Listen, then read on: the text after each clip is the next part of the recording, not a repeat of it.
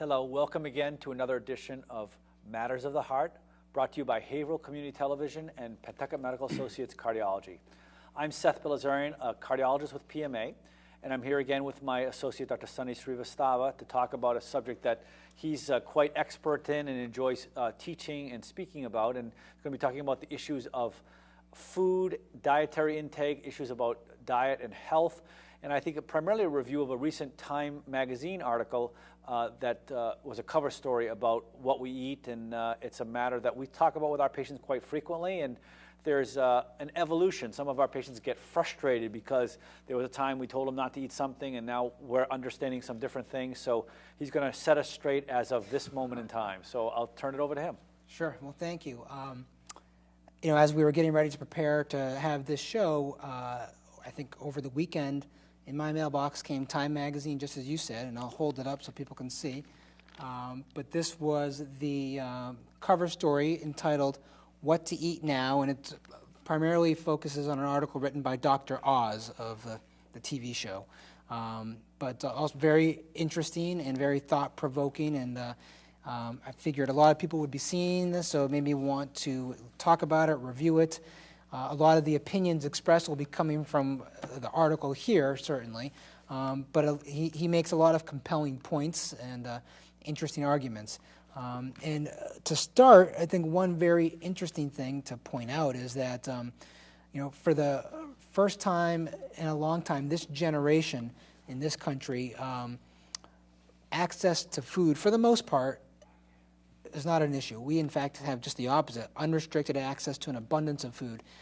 And that's not everywhere, obviously, I understand that. But by and large, one could say that the United States has access to unrestricted abundance of food. We're even able to, process it and freeze it and prevent contamination so we can store it and use it later. And these are all remarkable things. But what appears to be a triumph of nutritional ingenuity may also be a downfall. Well, this generation may be the first generation to have a lower, or I should rephrase that, a shorter life expectancy than the previous generation. So our health is declining, and it doesn't take much of a stretch of the imagination to think that it could have a lot to do with what we put into our bodies, what we're eating, but also our lifestyles as well. The statistic, we've talked about it on this show numerous times, that more than 2/3 of adults, more than 1/3 of children in this country are now overweight or obese. It's a staggering amount of people. And so, like I said, for the first time in a long time, this generation is being faced with the prospect of a shorter life expectancy than the previous generation. And that's a little unsettling, certainly. I don't know, I'm sure for you, and it's not that people don't want to eat well. People aren't looking to eat lousy, aren't looking to be unhealthy. It's just the opposite. We have this discussion in our office all the time. People come in, they want to do the right thing, they're trying to, but it's very hard. And most people, despite wanting to, there's so much information being thrown at them, don't know what to do, what the right thing to do is. And I'm sure you see that in your office as well. People come in with those types of questions. I think there's a lot of frustration amongst people that the quote-unquote rules keep changing and what they're being told keeps changing, just like you alluded to in the introduction here. But once upon a time, red meat was considered very healthy and pasta was bad. Then it flipped around and pasta was bad and red meat was very healthy, and it's flipped again, and the Atkins craze came and it flipped it again, and so people just don't know what to do or what to stick with.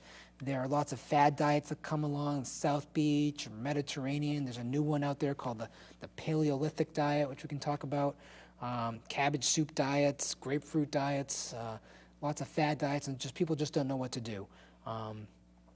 With that, though, there is some ray of hope or good news in that we've learned a lot more now, and I think we can have a better discussion about these types of things.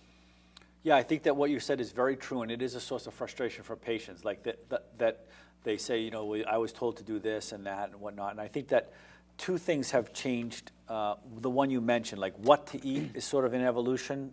There was a time where, during my career, 18 years in practice, we used to say low fat was the key, everything else was okay, and we've talked in the past about how that led to people eating more carbohydrates, and that led to being overweight because of the processed sugar and carbohydrates. And I know you're going to talk about that more. But the one thing that I don't think you mentioned, which I think you would completely agree with, but I'll get your insights about, is that it used to be, I think in my career, that diet was thought to be important, but not paramount. It wasn't the most important thing. And I think that we're getting to the point where we're almost saying that this might be more important than anything else. Like used to diet, be, right, the diet in general. Choosing the right diet and being good about diet, both quantity, portion control, and as well as choosing the right foods. This may be actually more important than anything else. And this is a time that dates to the ancient Greeks. Right. It said that Hippocrates said that really our main medication or treatment for a disease should be food. Yeah.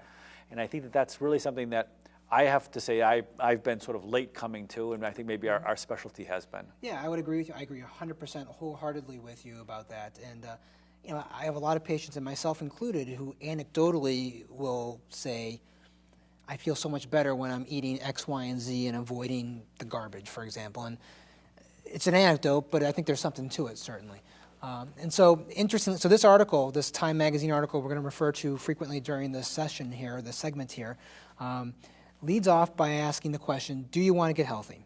And obviously all of us are going to say yes. And his Dr. Oz's first statement is very provocative, but he says, well, then forget about diet soda and forget about fat-free foods.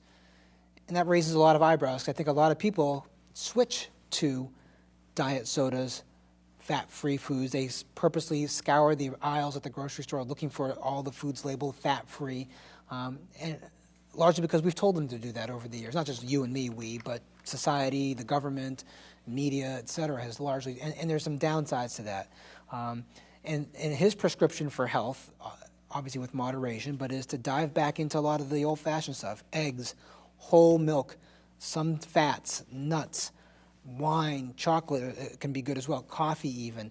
Now we can go through all these things and talk about them, and I'm not saying pig out on all these things, because moderation I think is really a key in all this, but there are reasons and simple reasons why these things might be good to get back into.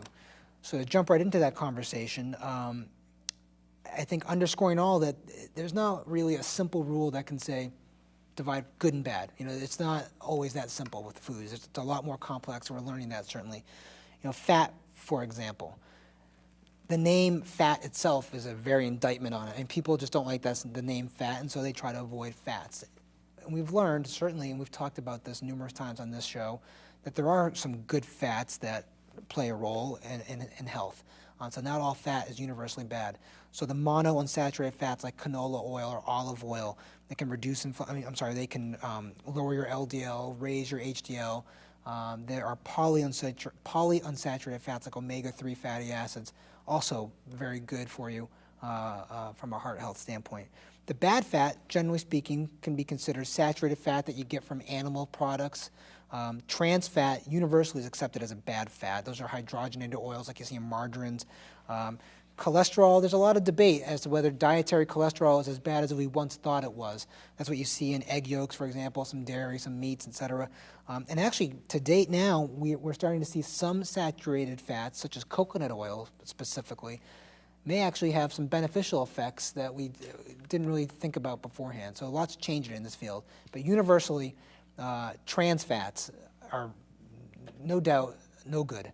And in fact, I think there's been a push to really eradicate it from prepared foods. Outlawed in New York City in restaurants. Right, exactly. So, So monounsaturated fats like the olive oils are the best for what we know right now, and we're subject to evolve, and people will be frustrated, but that's the state of science. We're learning. Monounsaturated for now the best. Trans fats should be avoided like the plague, because that's what they are. Yep. But the one thing you didn't mention, and I would just want to emphasize, is that one fair criticism of fats in the diet standpoint is that there's more calories per unit of fat than there is per unit of protein or per unit of carbohydrates. So that if someone thinks that they want to eat a certain amount of food, if they eat that amount in fat, they're going to have a lot more calories, which is likely to cause more fat gain. But I would counter with that too, though, that the fat leads to early satiety as well. Okay. So they're able to eat less. Yeah, that they're content sooner. That one argument about the fat-free food craze was that you were left with eating just carbohydrates and salt, weren't filled up, and you'd be leading to eating more later on. That's where I think his point, Dr. Oz's point, that there are no simple good versus bad things here. It's a much more complicated discussion. Right. That a little bit of fat is probably good and okay, but just the right fat, certainly.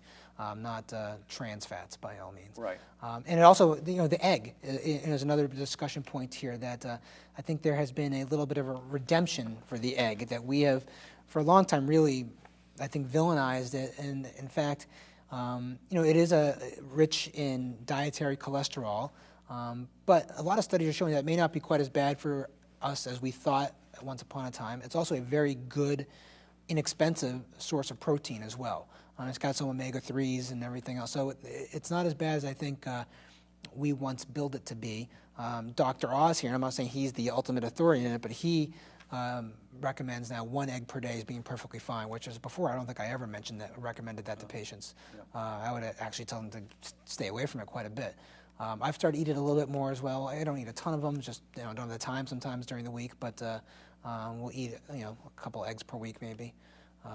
So I think the egg is making a comeback. Yeah, I think I've always thought that that was an overblown criticism myself, and I think, as you said, a great source of protein, and it is very filling. And we advocate a lot of patients eat salads, and of course salads alone are somewhat unfulfilling. So adding an egg on a salad, quartering a hard-boiled egg can really be quite a great addition in that regard. So I think it's a good source of protein, absolutely. So I think that's definitely the case. And so other things that he dove into in here, one thing was red wine, for example. And we've talked about that, I think, numerous times on this show beforehand. But the reputation of red wine has improved, and I think you see so many different reports in the media, but there's a compound, an antioxidant, found in the skins of the grape called resveratrol. It's great. It sounds great. It's an antioxidant, but to get enough of that through drinking wine, you'd have to drink tens of, 60, 50, 70 liters of wine. So I wouldn't be drinking red wine for that reason necessarily. Nevertheless, a lot of people still feel that red wine's a good drink. It's relatively few calories. It raises your HDL. There's possibility that's your good cholesterol. There's possibility it might even lower your LDL, your bad cholesterol, a little bit. And one of the touchy-feely things that he gets into a little bit, which may have some merit, is that wine is generally consumed in the company of others, and that it is thought, and actually more than thought, it's known that social interaction and human connection is an important part of maintaining health. And so he threw that out there, too, as another reason of why wine drinkers might have some health benefits as well. Right, but I want to be very clear about what I know you would want to emphasize as well, is that how much. And we talk about glasses, but can we be very clear? Because I'll just tell you an anecdote. Recently, a patient had a problem where he told me that he drank 2 to 4 glasses of wine per day, and he had a very weakened heart from alcohol use. Okay. So I had to delve into exactly what was, and it was quite clear that a glass was like a coffee cup mug size. So glass of wine, 4 ounces. Right. So he was drinking. He was calling each cup was 12 ounces of wine. So 4 times 12 is 48 ounces. Where you're talking about 4, maybe 6. 4, yeah. They often say for men 1 to 2 glasses of wine per day. For women 1. Right. And a glass, when we refer to a glass of wine, is defined as 4 ounces. Right. 4 ounces is not that much. Right, it's not that much. So we want to just be very clear. That's what we're talking That's about. a very important point. And if you have, there's certain conditions where we would say just stay off it altogether. Right. Such as the patient you're referring to. Or right. People have had some liver condition, other things. So, right. But we're making some generalities here with this type of stuff. But absolutely, the quantity is an important distinction. But because there are studies showing that when you get past a certain amount, there's a deleterious effect as well. Right. Well, but that amount is very low. That's over 2. Yeah. So yes. So we want to be very clear that because it's an American phenomenon that 1 is good, 2 must be better, and 3 is fantastic, and that's not what we're saying. That's definitely not the case. We're saying 1 is good, 2 might be too much already, and 3 is definitely not good. Yeah, I would agree. The good news with all this stuff here is that chocolate has a little bit of a better reputation now too, but not just any chocolate. Going and buying a Reese's peanut butter cup or whatever candy bar you like. That's not what's the point here. Dark, pure chocolate, they are rich in antioxidants in the form of flavonoids. The darker the chocolate, the less adulterated it is with milk and other ingredients. And moderation is the key. So, Dr. Oz here refers to having an ounce per week at the most. That's not very much. An ounce of chocolate is a couple little squares. Well, 1 ounce is good. 2 ounces must be great. No. So things change when you start to, and that's the key here is moderation. That, eating a whole, you buy a big chocolate bar like this and eat that in one sitting, that's not so good. Okay. But, the small amounts of dark chocolate can be good. Lots of studies have been coming out lately with dark chocolate, so we can talk about that more later. Nuts have made a comeback again as well. For a while now. I mean, a long time ago, I can remember being told, avoid nuts at all costs. They got cholesterol, they got this, that, the other thing. No nuts. And in fact, they're a pretty good source of certain types of fats. They can lower your LDL, actually, and they can curb your hunger. Dr. Oz made the comment in here that before he's going out for a big dinner, a celebration dinner, or a big meal, he'll eat a handful of nuts to curb his hunger and fill himself up a little bit, which is not a bad strategy at all. There's certainly some nuts that are better than other nuts. Well, we talk about those, because you did that a good job with oil, so help us with nuts. Are all nuts created equal here? They're definitely not all created equal, and I know a lot of people really like cashews, for example, or peanuts, and those aren't the nuts that are considered quite as favorable. Those are low. Those are lower. Okay. The better ones are the walnuts or the almonds. Walnuts and almonds on the top? Yeah. Cashews and peanuts on the bottom? Yeah. Okay. And it's as simple. I mean, I don't, there's a lot of other nuts that I never delved in. I don't eat Brazil nuts or pistachios. These other nuts. Where would I push those? Yeah, I don't know where pistachios fall in there. Do you know? I don't know either. I don't know either. I would like to know. Yeah, they taste good. They're often loaded with salt, is one thing. Yes. Well, that's an important point, though, that we just joked about, but that is key. And when we're talking about nuts, we were talking unsalted, roasted, presumably nuts that we're talking about. Yeah, when you look at the ingredients on the bottle, they can start listing, they should just be dry roasted nuts, and that's it, nothing else. And that's what we're talking about, not the stuff with the salt or all sorts of sugar, honey roasted, all these other things. We're not talking about that. Right. Just plain nuts. So it's a good thing, nuts. So he also refers back to coffee. For a long time, the health conscientious would shun coffee like the plague. And it depends what you're doing with your coffee. If you're drinking a supersized thing with extra cream, extra sugar, well, that's not what we're talking about here. But a small amount of 6 ounces of coffee or 8 ounces of coffee or an espresso or something like that, the polyphenols in coffee are a very rich source, good antioxidants. And so there's some benefit to that. Again, it all comes back to moderation. I can remember I was recently in Italy, and I can remember having coffee there, and it would come in a little tiny, espresso thing, and I was just done. That was it. Whereas here, I'm used to drinking, a much larger mug of coffee, sipping on it for a long time, and it was a very different thing. But I can see why this little portion here was a much better thing for me to do. Up until this point of your discussion, you've basically talked exclusively about plants, except for eggs. Mm-hmm. So, and they're basically pretty much all the unadulterated version of plants. So I think some people call plant-based whole food eating. Yes. So that's pretty much what you've talked about thus far. So I guess just to try to distill this for our audience, anything that you can eat that's as close to the way it came off the tree is good. Well, it's funny, at the very end of his article, he actually makes the comment of sort of, well, how do you boil this down to be simple? And the simple thing is, eat things that look as close to as they would have looked when they came off the tree. And he made the comment, there's no such thing as a marshmallow tree, which I think is a great point. It's got to look like a food item, and the more whole food it appears to be, then I think generally speaking, the better it is. And I think there's no such thing as the miracle food or the superfood or the one new thing that's going to cure everything. It's just not that simple, I don't think. But I wanted to jump into the notion of milk, which is a very interesting thing to me, because people are starting to talk more about whole milk once again. We've always, a lot of us, I think, have made the push to get to skim milk. You're going to drink milk, drink skim milk. But I think it's much more complex than that, or it seems to be much more complex than that. One thing, the calcium that's in there binds with the fat in the food and that's being digested in your gut. So milk is good, even though it's a high-calorie beverage. You absorb less fat as a result. And studies suggest that there's actually really no difference between skim milk drinkers, low-fat milk drinkers, or whole milk drinkers when it comes to weight control. So why is that? One thought is that when you take the fat out of milk, now you are left with nothing more than a high concentration of the natural sugars, which then interacts somewhat poorly with your body's insulin response, almost like candy, like you were ingesting candy. And I think it's a compelling argument. I can't say that I'm an expert in that specific field, but it makes sense to me. And so there is an argument to be made, I think, for reverting back a little bit, smaller portions, the fat that's in there causes satiety and contentness, and I think in the end you probably end up eating less. Yeah. One of the things that I found that I didn't know until recently was that in many of the carbohydrate restrictive diets, it's recommended to limit your amount of sugar per day and one goal is around 16 grams of sugar per day is felt to be a good goal to try to achieve. And a cup of milk of any kind, whether it's whole, skim, or 1%, contains 8 grams of sugar.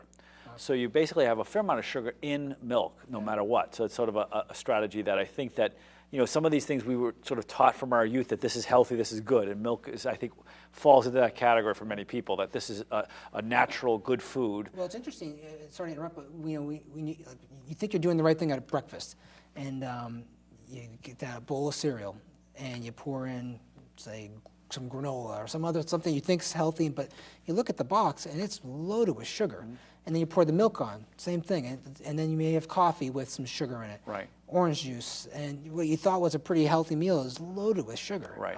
So there's a lot of sugar in that, and then I think that what many people experience is what, you know, we've personally experienced is that insulin levels rise, and then people are hungry at 10:30 and looking for a donut. Yeah, absolutely. So I think it's much more complicated than what we thought it was, and just going to buy the fat-free foods is not the answer. And I think we've come a long way. So speaking of the fat-free thing, it brings me to the discussion about the diet fads or the diet of the month things, and the landscape is really strewn with all sorts of weight loss crazes that have come and gone. And I think we mentioned this at the beginning, that the public's generally disappointed, frustrated, confused, and certainly no healthier than they were before all these crazes and fads have come by. It's hard to I guess the point he makes here is that don't jump onto these fad diets. It need not be that complicated, and to go to the simpler whole foods type of approach makes sense. Well, I guess the only thing I would say that I don't know if it's disagreeing with that point and Dr. Oz's point, or whether this is something that, but my personal experience is that different people, based on their personality or temperament, may be more successful with different diets. And it may not be for a nutrition science reason, it just may be the way they conduct themselves. Sure, yeah. There's a recent article actually just this month in one of the journals about the efficacy of the Weight Watchers diet. And I know that we have some staff in our office. Some of the nurses have had good success with Weight Watchers. And it may be just a temperament. And I know my temperament wouldn't be very suitable for that, to go in and get weighed weekly and whatnot. And I know that in the past, when I've tried to lose weight with different strategies to try to get a few pounds off, I've had success with different strategies, but a carbohydrate restrictive diet seems to work better for me. So I think that there are both biologic, metabolic, personal things, but also just temperament things that, so when you say, or Dr. Oz has said, don't jump on the diet, I think trying some different diets, and giving them an honest try, keeping in the background that you have to be sensible is probably right. No, it's a fair point. I think absolutely everyone does things differently and responds differently. And I guess the point that maybe I didn't say was that some of these very restrictive diets, adherence is a very major issue. For example, the true original Atkins diet, where it essentially eliminates every bit of carbohydrate, no fruit, vegetables, nothing. I think the body needs some, and it's going to crave it, and the diet's going to ultimately fail. And the weight loss that people did achieve, and they achieved a lot of weight loss, was largely from fluid losses, diuresis.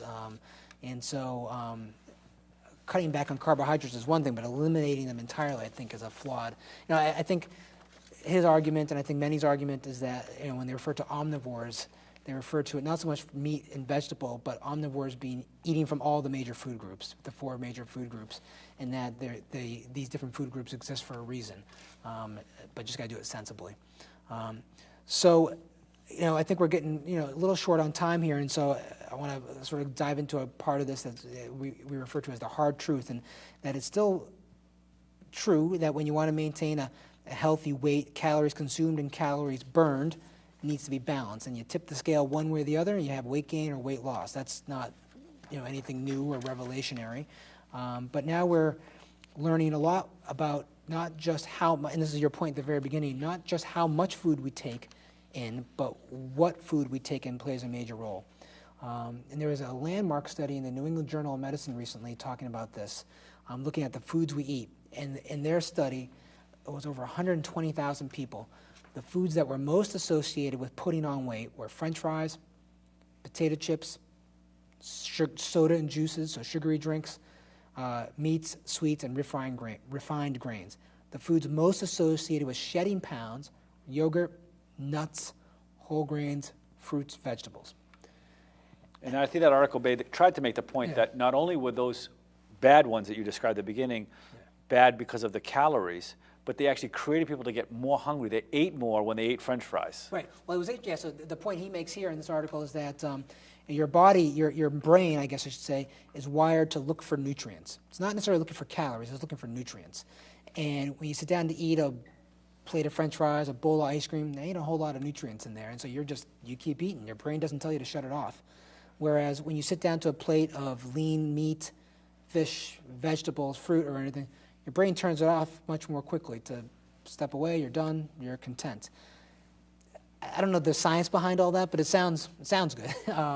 It's interesting to me, certainly. And so I think there is something to be said. And I think that was the premise of that New England Journal article as well, talking about just that they actually threw out the graphic in this article here, somebody who eats more nuts versus French fries, and over the time period with the nut eater, you have a weight loss of a couple pounds. With the French fry eater, there's a weight gain of 5-6 pounds or something, which probably doesn't surprise too many people. Yes. The problem, of course, I think, and largely, though, is that we have to be honest, that it is more expensive to eat better in that regard. Nuts do cost more than French fries. 99 cents for French fries, and, get good nuts is going to be several dollars as a sort of snack. So absolutely, and that's a major barrier, no doubt about it. So we're running out of time, but can you give us just a good menu? Just quickly hit us with a good menu. Just what things should people think about next time they're circling the grocery store? What do they need to add that they haven't been adding? Yeah, so there are a few quick bullet points he put through in the article. So I'm just telling you what he passed forward here, some good ideas. So one thing for a good source of dairy, Greek yogurt. There's a lot of good extra protein in there. You feel full longer, so that's a pretty good thing. Quinoa, which a lot of people might not even know what that is, but it's a grain. It's also very rich in protein. It's a good source of fiber, amino acids. It's available in the rice sections of the grocery store. It's very good. You can make it with all sorts of spices to make it taste good, what have you. Sweet potatoes are a food item that's rich in vitamin A. Juiced grains, juiced greens, I'm sorry, people talk about. We didn't talk about juicing, but a lot of people are into juicing their vegetables and greens. Oatmeal with flaxseed oils, something people like to do. Spinach, walnuts we talked about. Lean cuts of meat with turkey, chicken, fish, salmon. So that's a basic starting thing here. Great. Well, I mean, you've mentioned a bunch of things that hopefully will ring in people's minds as they're circling the local grocery store to get an idea about some things that they can add into their menu for family cooking and for better nutrition. So another great review of a topic that I think is in the forefront of people's minds and certainly in the media. And I thank you again. Dr. Sunny Srivastava has done a great job reviewing a pretty complex topic that is an evolution. And we thank our patients in advance for their patience, because this is a changing topic and will require continued study. So until next time, I'm Seth Bilazarian. Thanks for joining us on Haverhill Community Television. This has been Matters of the Heart. Good night.